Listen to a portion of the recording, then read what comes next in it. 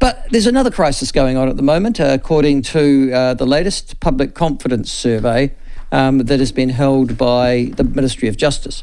They hold one every year, I think in institutions in general, but in the police in specific. And this year, our public trust and confidence in the New Zealand police has dropped from 73 to 96%. It was 79 or almost 80% 4 years ago. And Police Commissioner Costa says trust in institutions is generally failing, driven by social media and COVID-19.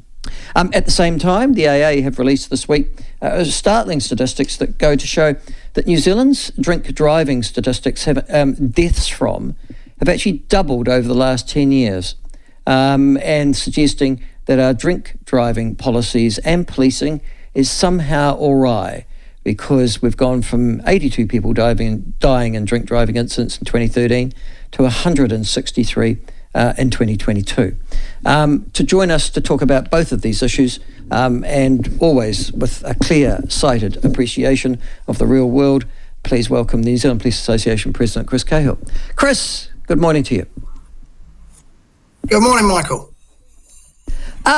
Now, first of all, let's deal with the public confidence thing. Do you buy Commissioner Costa's argument that the real reason is just because, well, we're all just a bit sort of grumpy and social media are buggers and the mainstream media are just sensationalist, and negative people?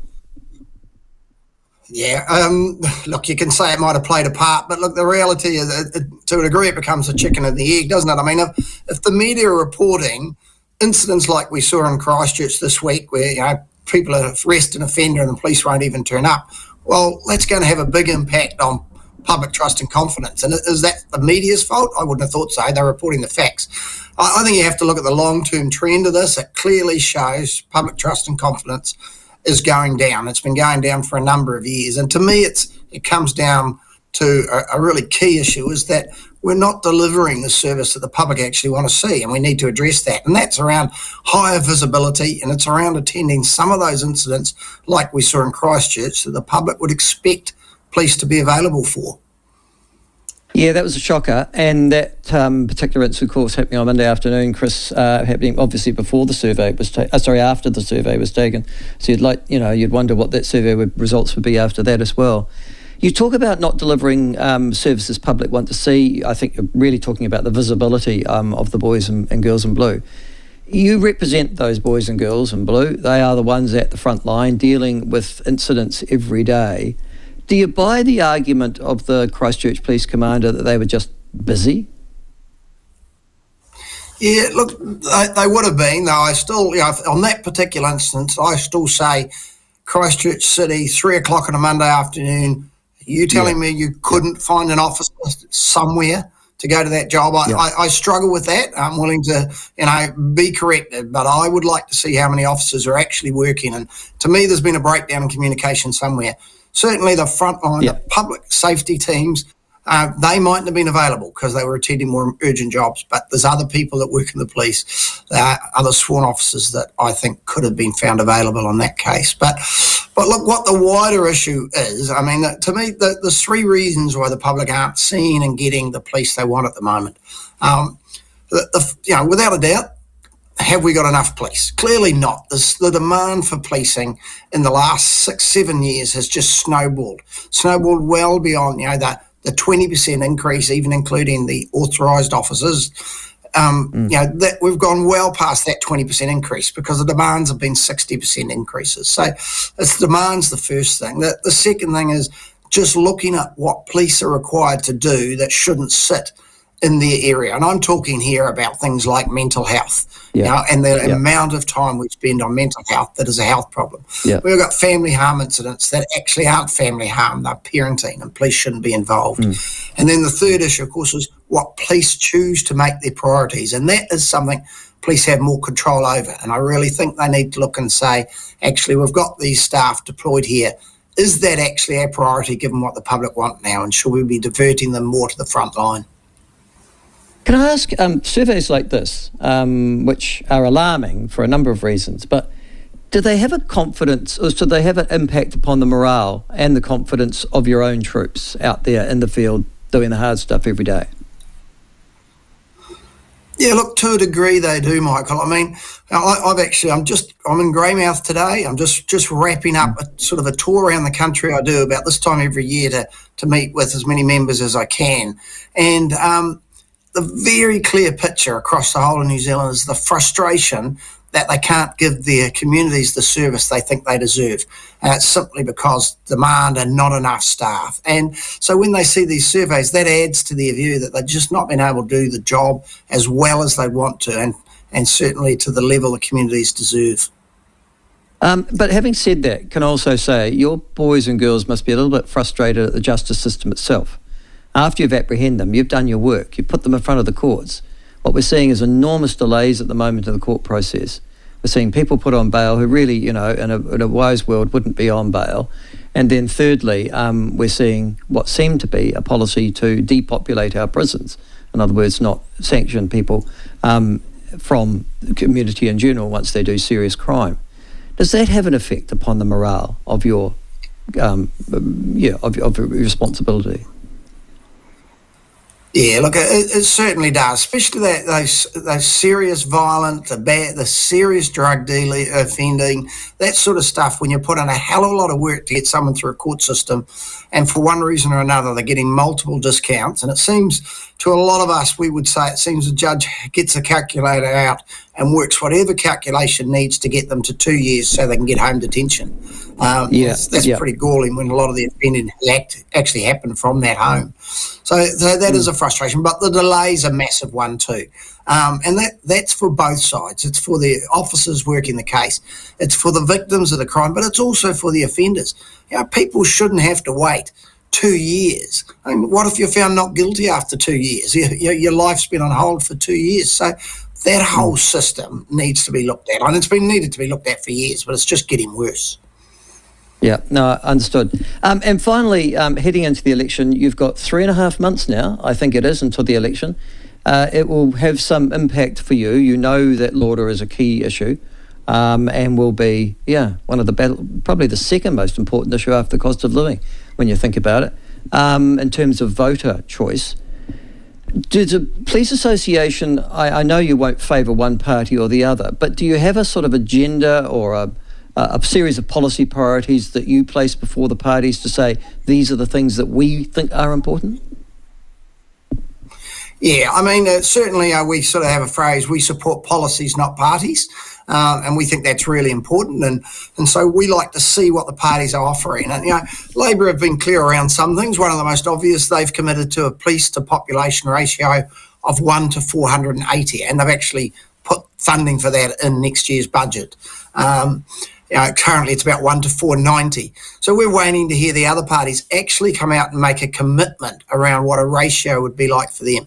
A ratio is a much better idea, trying to maintain that, than actually every few years having to find an extra 500 or 600 police or whatever it is. So we'd like to see a lot more of commitment for that so we know which party is which.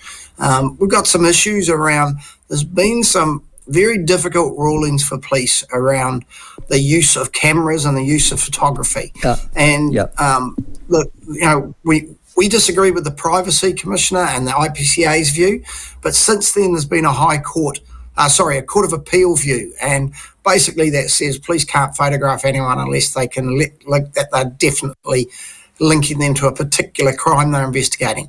That's incredibly hard system to manage. I mean, for instance, that would mean if we had 400 gang members at a funeral, we can't photograph them as a matter of intelligence to see if they commit crime later, who they were, who was there. So I think that needs to be looked at by all parties to say, hang about, it's 2023. Everyone's on camera. There's CCTV cameras everywhere. The expectation of privacy has changed. I'm not saying there shouldn't be rules. I'm not saying it should be a free-for-all, but that, I think, is going to make life very difficult for police, and we'd like to see some commitment around that. Well, that's interesting, because what you're actually asking for is a law change, because if the Court of Appeal has decided that that is the law, you need to overrule that Court of Appeal from a legislative point of view. Well, at a blunt end, the Court of Appeal ruling would seem to make things like body cameras pretty much unusable, unless when you turned it on, you knew you were investigating someone for a specific offence, not a possible offence, but a specific offence. So those sorts of things, even the left side of the world are wanting body cameras. Well, as it stands, I don't think we could have them, and certainly there's a lot of implications around that rule for policing. So we think the law change is probably going to be the only way to do it now that the Court of Appeals ruled. And finally, to the AA statistics, which would suggest that our policing of the roads is not succeeding, or alternatively, people are just taking up drink driving again with gay abandon. This is the doubling of deaths from drink driving over the last 10 years. And yet, you guys are out there with your booze buses. You're out there. Oh gosh, I think I met 7 of you in Terrace about a month ago at 3 o'clock on a Saturday afternoon. Mind you, not when people would have been drinking, you would have thought, but there you go. Is there something wrong with the policing of our roads when it comes to drink and drug driving? Or is the legislation at fault, or is society just deciding, stuff it, we're going to anyhow? I saw, I've been in the police a while, and I saw a massive culture change in New Zealand when police came out with that policy, the phrase anyone, anywhere, anytime, and they put the police on the roads to do it. And we changed. We stopped drinking driving because, let's face it, New Zealand, I bet you were probably used to drink and drive. Well, half of New Zealand used to be honest. And we stopped. Right. Yeah, we changed our practice. Yep. So I'm not seeing that level of policing on the roads anymore. And as I say, I've been driving around New Zealand, so in the last month, you do not see the number of police on the road that's going to have that effect. And that comes back to the Roy, we were right at the start. The demand, there's so many demands that other things are taking a priority. I mean, we've failed to meet that 3 million breath screening tests since 2014. At what stage do you say, actually, that's an unattainable target rather than just coming up with an excuse every year? Because clearly we can't do it with what the resources we've got at the moment. And that would have been chosen, I imagine, that arbitrary figure of 3 million, because that's what they would regard as effective policing. That's the way you scare the population into not drink driving, yeah? Yeah, well, Waka Kotahi actually fund police for a significant amount of policing. So that's actually a figure that's sort of contracted to as a return on their funding. So they have every right to be grumpy that police aren't delivering on what the contract is. And it's not just in that area. And look, it's not just police's fault. They've got limited resources, and the demands, as I say, had just grown so much. But that's why we're failing. We simply haven't got enough resources to meet that requirement. And finally, gangs. We all know that 501 will come over. I've probably sold a bit of a negative. I mean, I've probably been a negative here. I've pointed out all the bad things. There's a truckload of good policing going on out there. Don't forget that. I mean, there's victims being whose needs are being met every day. There's offenders being arrested every day.